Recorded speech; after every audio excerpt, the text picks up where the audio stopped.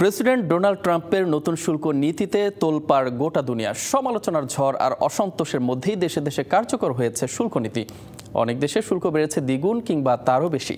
ভারতের পণ্যে 50% শুল্ক আরোপের কড়া প্রতিবাদও করেছে নয়াদিল্লি।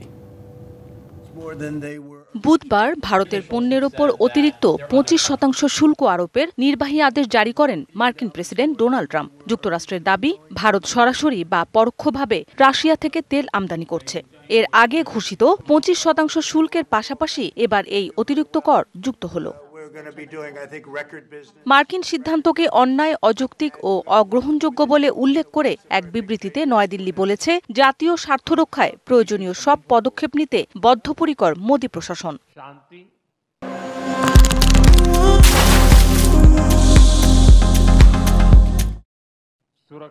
এদিকে ব্রাজিলের কিছু পণ্যের ওপর ট্রাম্পের আরোপ করা অতিরিক্ত 50% শুল্ক বুধবার থেকে কার্যকর হয়েছে। সরকারের বিরুদ্ধে রাজনৈতিক উদ্দেশ্য প্রণোদিত দমনপীড়ন, ভয়ভীতি প্রদর্শন, হয়রানি ও বিধিনিষেধ আরোপের অভিযোগে গেল 30 জুলাই দেশটির ওপর শুল্ক আরোপের ঘোষণা দেন ট্রাম্প।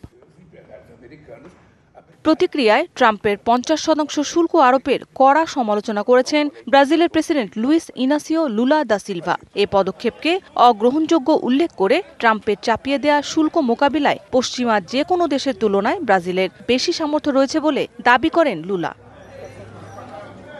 দ্বিতীয় মেয়াদে ক্ষমতায় আসার পর ট্রাম্পের সবচেয়ে আলোচিত সমালোচিত সিদ্ধান্ত নতুন করে শুল্ক আরোপ। এই বাণিজ্য নীতি যুক্তরাষ্ট্রের সাথে বিশ্ব সম্পর্ক কোথায় নিয়ে যায়, এখন সেটাই দেখার বিষয়।